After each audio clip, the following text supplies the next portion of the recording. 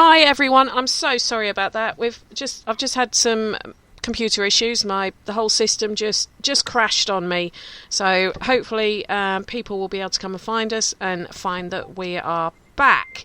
I'm talking to the lovely Sam Bennett, and we're talking about Grendon Hall in Northampton, or near Northampton. Northamptonshire. Yes. So, when was the first time you went there, Sam? Approximately 12 years ago. Oh, right, okay. Yeah. I went there on a witch weekend. Right. Yeah, and funny enough, I wasn't meant to go. I was meant to go. I was invited to go, and I didn't have the money to go because obviously I just had little Fifi at the time. And then somebody, unfortunately, in the group gifted me her ticket because she got diagnosed with cancer, which is really, really sad. But that was the first time I actually went there, so on a witch weekend. Okay. When did you first investigate there then? That weekend, so 12 years ago. So we went on this weekend, and then there was an investigation in the evening. And at the time, it was run by a company called Fright Nights. I mean, I don't think they're around anymore. No, they are still around. Are they? Yeah. They so are. Fright Nights were running it at the time, and so we were guests there. So that was our first time of being investigating Grendon Hall. Yeah. Okay. Yeah. And what sort of things did you experience on your first time there? Well, I was lucky enough to have a walk around with the historian. There was a lady there, I can't remember her name though, and she was a historian, very good like you are, and she was talking to us about some of the bits that they'd found out on previous ghost hunts, due to the fact being there wasn't a lot of history. And as we was walking upstairs near the old stairwell, all of a sudden it was just really weird. All of a sudden, this energy just literally came running towards us and pushed me over the banister. And I'd probably have broke my neck if it weren't for her, with her automatic reactions to grab me. So that was my first encounter of a spirit there that didn't like me. Okay. So what did the property feel like? Does it feel like quite antagonistic, or...? Do you know, honestly, my opinion, it felt like home. It felt like I was home. Okay. I'd never been there. I walked in there and I just kind of knew where everything was, the rooms that I was comfortable in, and I just felt like I was a lady of the manor. Okay. That's really crazy. So I've had this connection. I feel that I've always had this connection to this building, even though I'd never been there. Yeah. Yeah, it's weird how that happens, isn't it? Sometimes you go to a place and you just think, this isn't my first time here. Yet you know it is. Yeah. But it isn't. It's not just me, Penny. Loads of guests over the years all felt the same. It was home. And and every time we went back there to do another weekend there, we was all going home again. So it was a really weird feeling, that the fact being that so many people felt this as well. Mm. Well, it certainly was home to someone for 340 years. Yeah. Because the property as we see it now was rebuilt in the late 1600s by the brilliant name this guy's got, General Hatton Compton. I just think it's such a name. And I actually looked up that he got the name Hatton from his grandfather. His mum's dad was named Hatton, because I thought it was quite a strange name. And guys, thank you all for coming back into the chat room and sharing it out. And sorry that you've been chasing us all over Facebook, Joe. I've been having IT problems, and Spreaker fell over on me and crashed my whole computer.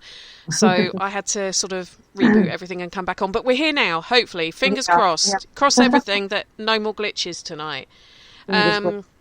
But yeah, so he actually rebuilt it, but they think it's actually based on a property that was built in the mid 1500s. Yeah, originally. There are rumours that there was a smaller property. Yeah.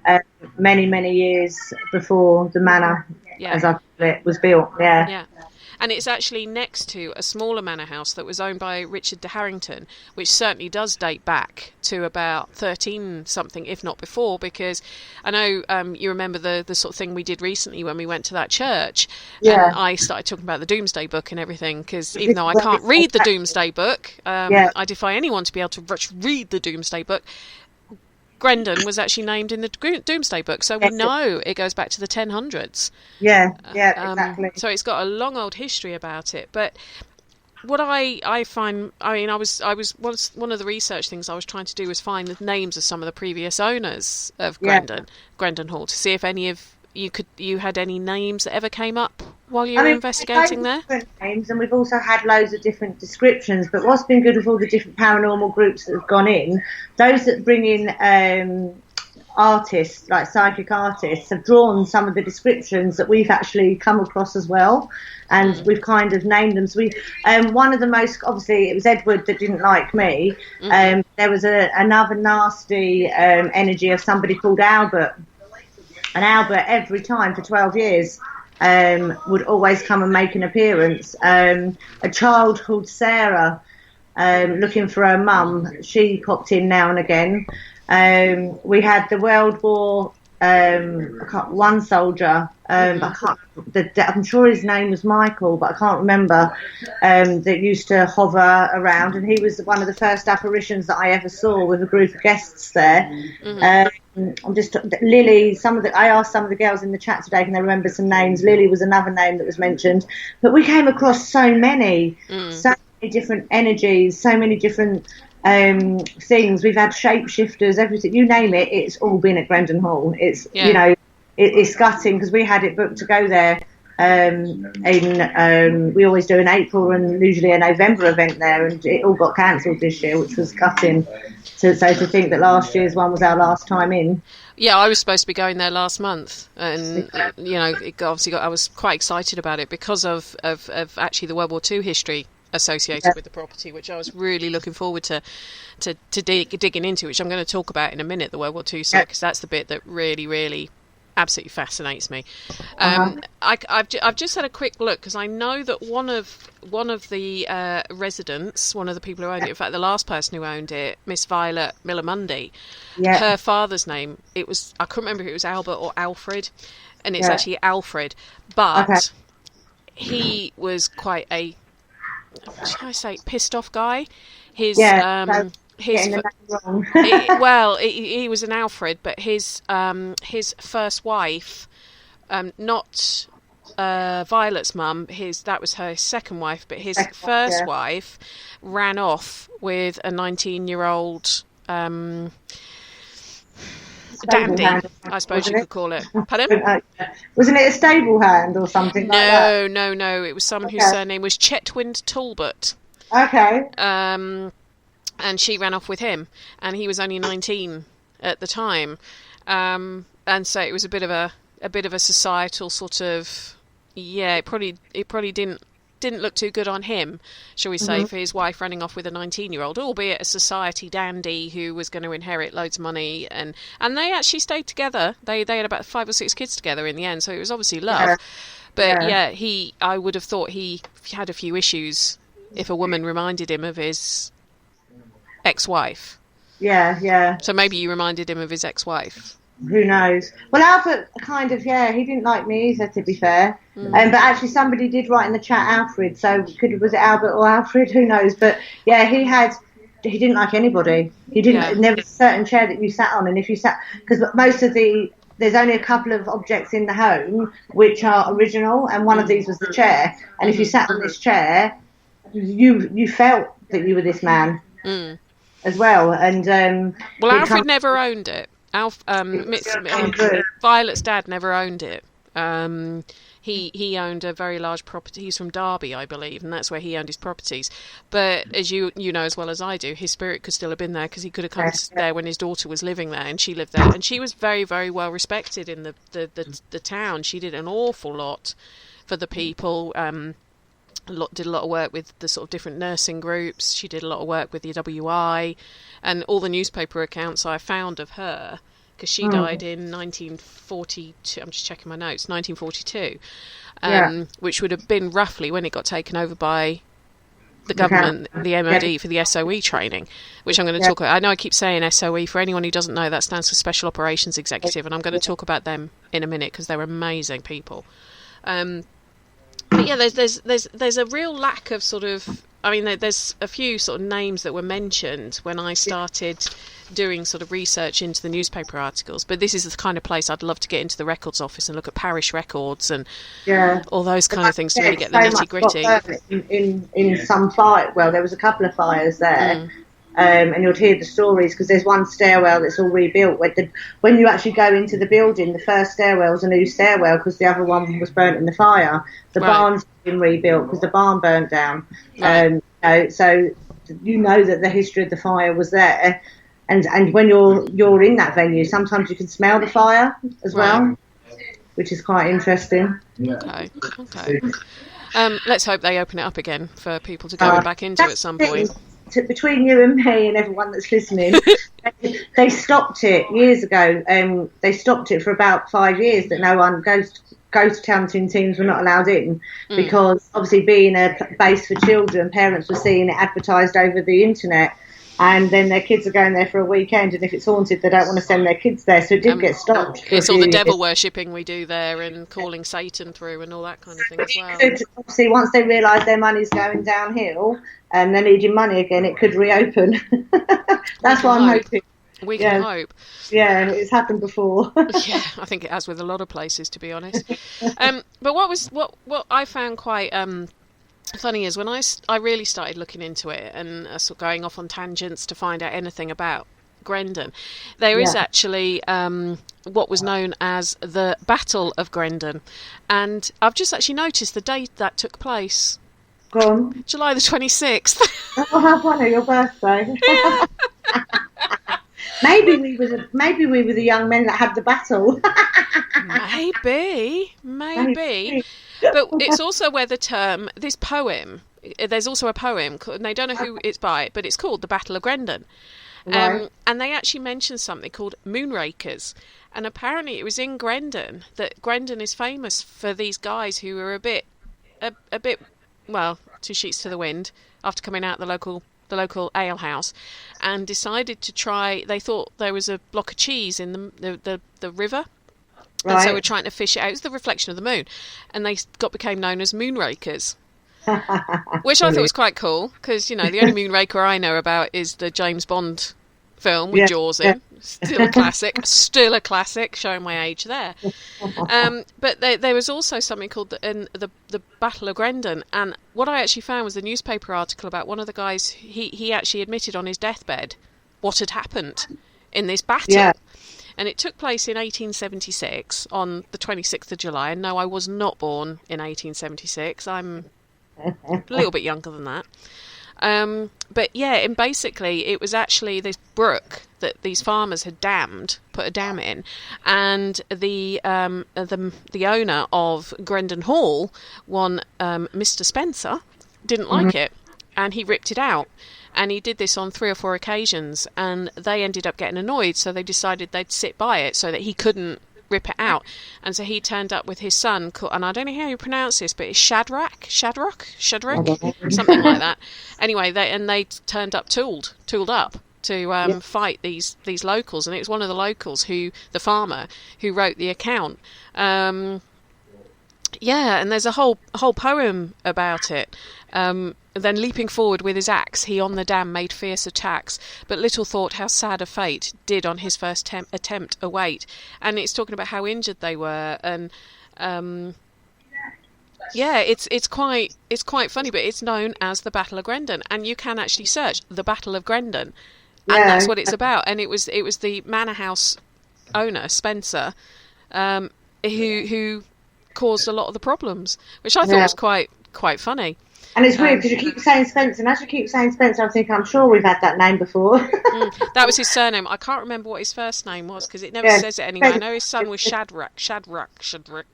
I think he was a James Spencer or Joe Spencer, something like that. I'm not sure.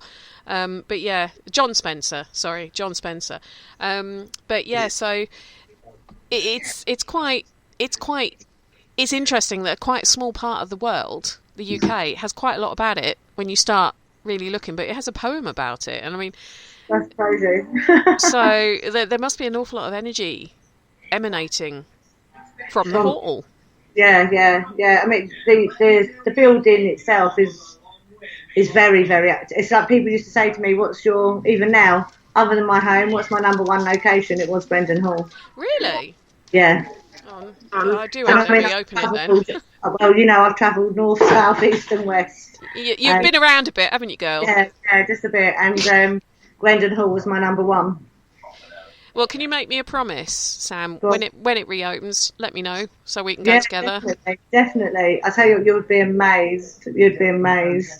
Well, Ness has just said it's only 9 minutes from her house, so guess whose sofa we're sleeping on? And Ness says, no, we sleep there. We're sleeping there. Oh, we sleep there, do we? Yeah, you sleep there. Oh, even better. But the thing is, Ness could do us breakfast though in the morning, couldn't she? Or do we get? Have we got kitchens? Sally, the lady that does all the cooking. So there is a team that do all the cooking and everything for you. Perfect. No. Lobby them to reopen it, I think. But they do like they have these big tents, like glamping tents around the back. So maybe we can see if we can get into them. I think give it 12 months. Wait for them to sort of decide they need the money from investigators again. Now, Joe has just put that Dorm 11 is crazy. Yeah, so that's the attic. Attic. Anyone that stayed in the attic, whatever event you was on, somebody always broke a toe, me being one of them. Doesn't matter who you're with, new guests or old guests.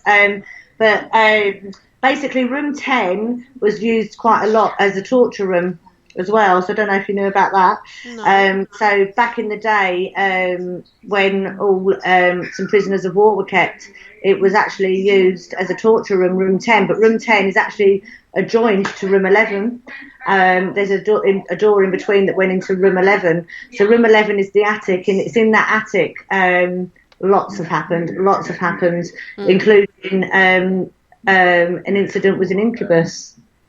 Well, Joe's just put she got felt up too. Yeah. But the incubus story was probably, I think if I can remember rightly, about 10 years ago, the first time I ever went there with Haunted Happenings as their spiritual teacher. And we had a group of healers and everything in, and 3 girls went to go sleep up in that room. And this lady was in her late 50s, early 60s. And they all came running down the stairs afterwards, her covered in blood, and these 2 other women saying she was on her bed, and all of a sudden the bed disappeared. And when she came back, she was covered in blood. Well, this woman hadn't had a period for years, but it was in that area. And they were describing that they saw somebody hovering around her and that she was being touched up, and they said it was just so horrific. Well, she actually came back to when the sisters were doing it, because she wanted to come back again to see if it really was not her mind playing up and things like that. And we ended up getting a group of people together, and the first time we came there, we ended up getting a group of people together and doing like a send into the light, a releasing. And obviously you've got to think, we're in the top floor in an attic, nothing there, pure white, at the time it was white covers on the bed. And next thing you know, you had a worm the size of like 15 inches lying on this bed. How the hell did a worm appear from nowhere on this bed, which is really, really weird? And we had to move the worm off the premises because it could have been containing the energy. So this was the first time that we was dealing with an incubus. But then we started realising we also had a shifter amongst us.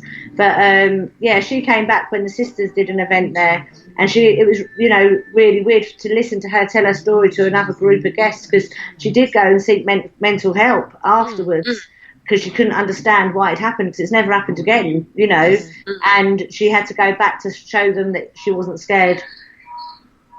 But it was horrific at the time. But But room 11, loads of things have happened in there. I mean, over the years, it's meant to have been used as a sick area, again, a sick area. There are rumours of it being an orphanage at one point, or children from the local village being stored up there for one point. But right next door to this conjoining room of, obviously, where the tortures and everything were done, it's quite scary to think we're children in the room next door as well. Who knows? It's interesting because I did find an article when I was trawling through the newspapers that Grendon as a village had opened its doors to refugees. Yeah, yeah. So that could be the link with children, that it had opened its doors to refugees. But the only thing that would make me sort of doubt that is the fact that Grendon Hall was used as a training centre for the Free French, I can't even say it, Free French, Special Operations Executive Division. So would they have had children in there at the same time that they, or would they? I don't know, or they just different years. Possibly, but I know there was an article saying Grendon opened its doors to refugees. Not refugees, sorry, evacuees.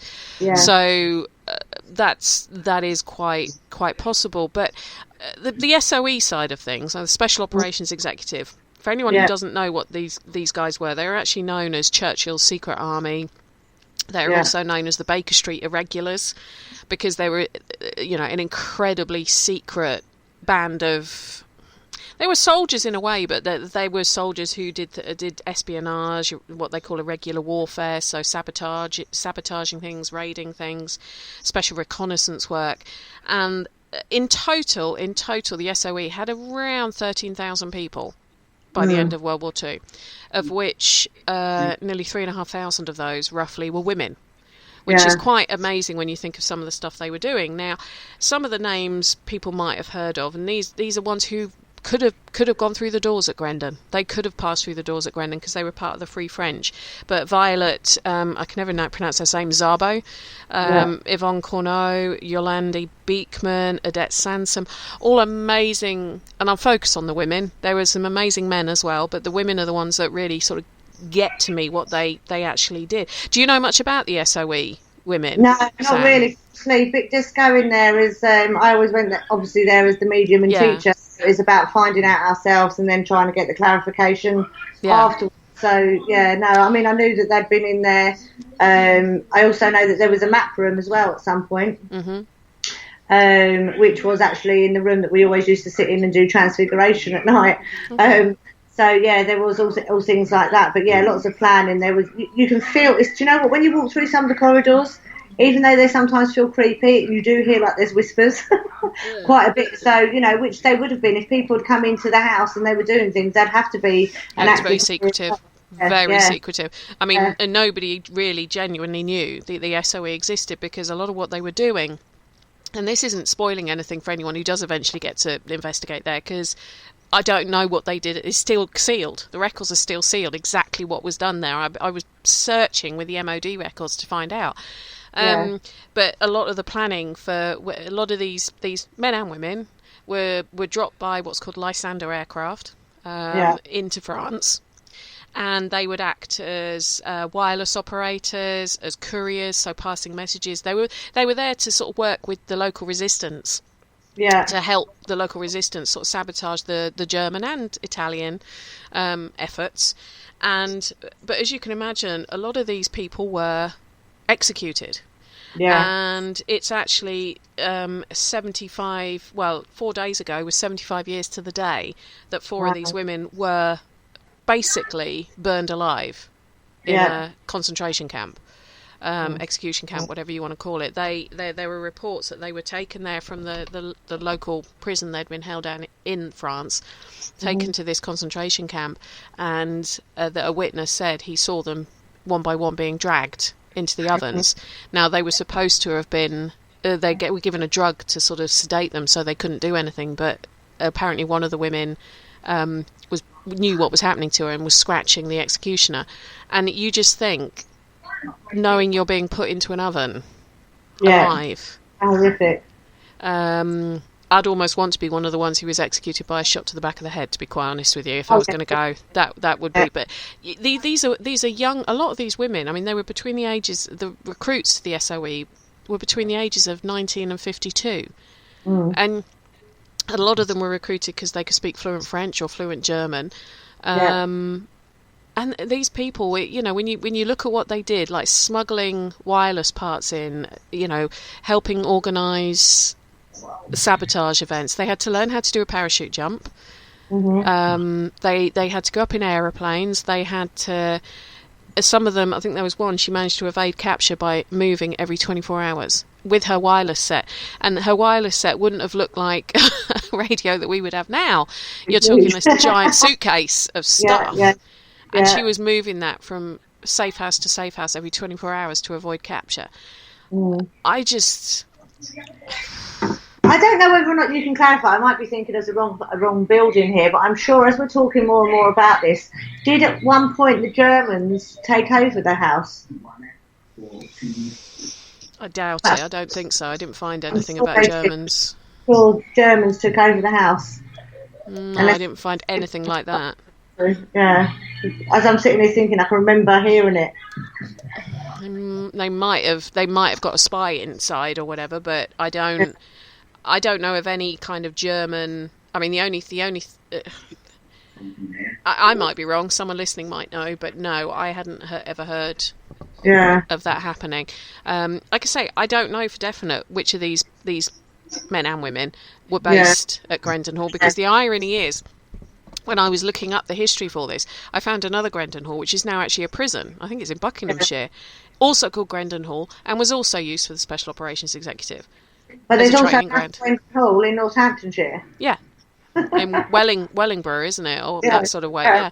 So it's an incredibly but to have two Grendon Halls both used as SOE training grounds, I think is quite strange. But I just think anyone sort of, Caroline, if I could make you a cuppa, I'd make you a cuppa, mate, but I think it'd be cold by the time it got to you.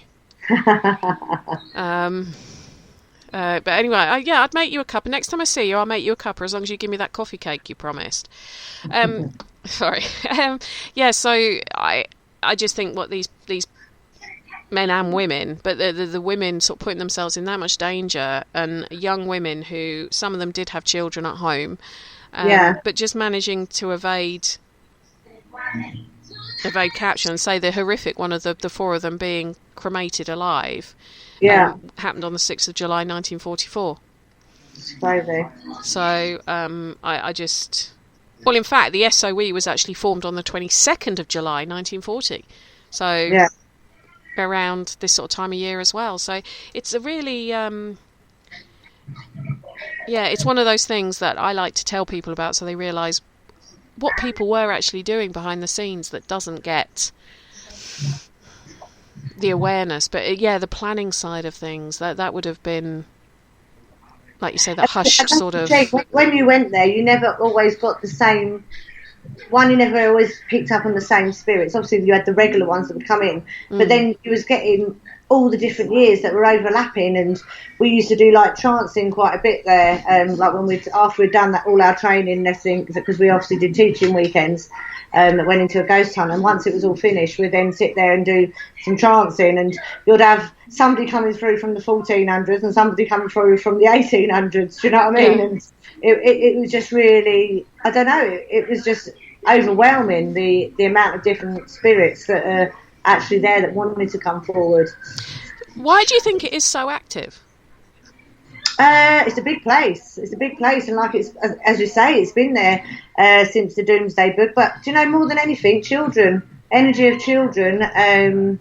Energy of children bring lots of venues alive. I mean, and I think that's why my house is active the way it is, due to the fact being children have this uplifting energy, don't they? They're not all down and depressed like all us lot. And, so children in there every weekend, staying there like during the weeks and their week trips, it's going to make it become active, definitely. Yeah. Fun. Yeah. Yeah, it's that, like I say, it's the energy, I guess, they bring. I know that, where was it? I spoke to someone about it. It was an old hospital from a mine up in near Darlington, up in County Durham way, which is used as like a youth hostel type thing. And that one must have a similar kind of energy staying. Yeah, I mean, don't get me wrong, you've got a lot of residual energy in there. I mean, the first time we ever went there, I can remember it was with a good friend of mine called Yvonne, and we were actually sleeping in room 5, which is right up the other end of the house near the men's toilets. And we're in bed and Yvonne's jumping on bed to me. I'm like, you're meant to be, a teacher, and you're scared because this old lady just kept walking up to us and looking, turning away, coming back and doing the same. But she was all hunched over. And then the next night it was a pregnant woman doing a jump, so you'd get all this residual, so much residual energy in there. No wonder kids actually went there really and actually managed to sleep the night, to be fair. I remember that with when I used to. I remember when I was I can't remember how old I was, about 12 or 13, and we'd go on the school trips, and we stayed at this youth hostel that was overlooking a graveyard. Yeah. And everyone was like, I'm not sleeping in the room that overlooks the graveyard. No. And I was like, yeah, I will. But there was definitely something about this place. I mean, it was a big old granite thing up in North Yorkshire. But it definitely had an energy, but I quite liked it. It didn't faze me at all. I suppose it depends on how you interpret the energy, and maybe the spirits sort of leave the kids alone because they know that people like us are coming in. Maybe. Right, Caroline's just said the pregnant woman. Didn't she come through on a transfiguration? I'm sure she did, yeah. I'm sure she did. At some point. I can't remember how many Caroline went there. Well, it's nearly 10 o'clock, so okay. We're nearly done. What would you say was your favourite experience at the hall? The shapeshifter. The shapeshifter. Do you know what? I don't think I've got one experience better than the other. Really? Every bit of experience there was phenomenal, and I'll quickly tell you one of the best, which was you go on all these ghost hunts, one in an apparition, and we were in room 2. This is when I was with HH, doing it with HH, and I had a group of 6 people, and all of a sudden, as we were calling out for this spirit to show itself, this spotlight zoomed around us, went into the middle of our circle and then disappeared. And as it disappeared, we all saw parts of a body. So I broke the circle and I said, come on everyone, let's go downstairs, get pen and paper and kind of draw what we think we saw. We went downstairs and we all started drawing, which was this World War I soldier. And he had a bit dodgy teeth and a bit of a deformed face, and it was his boots and how big his boots were and the feet. All of a sudden, somebody from another group who was actually sleeping in that room came running down the stairs screaming because there were big footprints, muddy footprints all around her bed, which is where we was doing this, and wine had spilt all over the floor. But no one had touched anything, just the muddy. We went upstairs. I haven't got the pictures now. It was on an old computer, but took pictures, and these boots must have been a size 13, 14, really big feet. So that was phenomenal. You don't get that. And then when we went back into that room later on, after we've all calmed down from what we'd part seen, we actually got the full apparition. Wow. Yes, but loads of things. It's just been phenomenal. Let's do some real positive thinking that we get that place opened up for us again. I'll tell you what, I'll be there straight away. But what was really, really interesting though, the last time we was there, and it was Joanne. Funny enough, all the years that I've been going there in 12 years, and we did a trance with Joanne, and Joanne turned Aboriginal.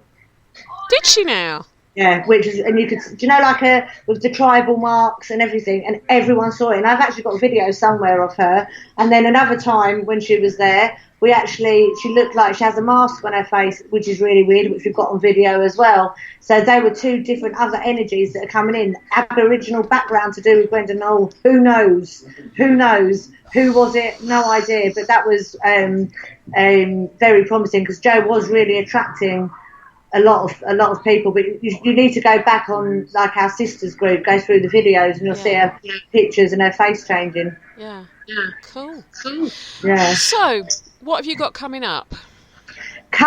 Well, we've got a team meet this weekend. We're off to Pluckley this weekend for a team meet and then to sleep over. Then after that, I'm in Shrewsbury. Oh no, and I'm in Bedfordshire, but they're doing just some mediumship nights. Then the sisters are not back together again until September when we go to the British School Museum. But I'm sure we've got the meal coming up as well. And then we've got Witch School in Bedfordshire in the church again, St Nicholas's Church. Cool. So people just go over to the Paranormal Sisters site, follow it, and keep tabs on everything that's going on. It's on there, yeah.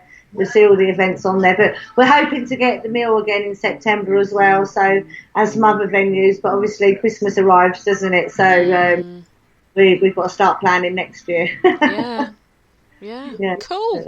Well, thank you ever so much for bearing with us tonight, Sam. Sorry about the no worries. The technical shit, to be quite honest. Yes, I hope it hasn't been too painful. No, no nasty surprises. No. I mean, I love Grendon Hall. Like I said, it's my favourite, so I'm happy to sit and talk about Grendon all day long. And we'll have to get together soon so that we can definitely chat about stuff. But don't forget, Sam has actually got a couple of books out. I don't know, how do you get hold of your books that you've written? You can download Clairvoyant or Crazy on Amazon. If not, both books available through Lulu. Okay. Yeah, Lulu.com. Yeah, so you can get hard copies. So Clairvoyant or Crazy and Sam Bennett's Spiritual Development is on there. And you have your own Sam Bennett's Psychic Medium Facebook page, don't you? Yeah, Sam Bennett's Medium. I do Sam have Bennett's Medium, sorry. Sam Bennett's as well. So there's two different ones, and then obviously Spiritually Connected as well, and the Sisters page. So I've got quite a few pages. You'll get them somehow. You'll get the followers somehow. Go and give Sam a follow. Go and give the Paranormal Sisters a follow. I can honestly say they're a great group to work with. They're also linked to a group we talk about a lot on Parasearch, the Paranormal Charity Warriors. So you want to go and follow all of those and keep up to date with what they're doing. Hopefully I'll get together with the sisters again. Yeah, we've got a Paranormal Charity Warrior event coming up in September as well. Have we? So, yeah, we've got one coming up. We're just confirming venue at the moment. So, so that'd be great to raise more money for lipodystrophy as well. Because little Sean, hi Sean, he's been listening. He has been listening, yes. He obviously has this illness, and so we try and raise as much money as we can. Okay. Well, keep us posted for the details of that so that we can get it shared out for you and promote it like we did the village. Happy to do that. Happy to do that. Yeah, thank you. So, well, that's been tonight's show. Thank you ever so much to Sam for being my guest. She just said thanks for having her. I'd muted her before she said that, so I do apologise. But yeah, Sam says thanks for having her. It's been a pleasure, Sam. Always a pleasure. Never a chore. Next week, I am talking to the awesome Australian herself, Sarah Chimasera, and we're talking about, would you believe, Harry Houdini. It's going to be a bit of a different show for me. It's not going to be a haunted location or anything. We're talking about Harry Houdini. So who knows where that conversation is going to go, but it should be chock full of interesting facts and information. Tomorrow night, the PSH radio show. If you want to catch up on any of the shows we've done, maybe this one, there's sort of two parts to it, you can go and check out on YouTube and on Spreaker and download them from there. But on that note, until next week, my lovelies, have a good evening, sleep tight, and don't worry too much about things that go bump in the night. Thank you for listening. Don't forget to join us for more shows throughout the week. Find us on Facebook, Twitter, and the World Wide Web to keep up to date with all the shows right here on Parasearch Radio.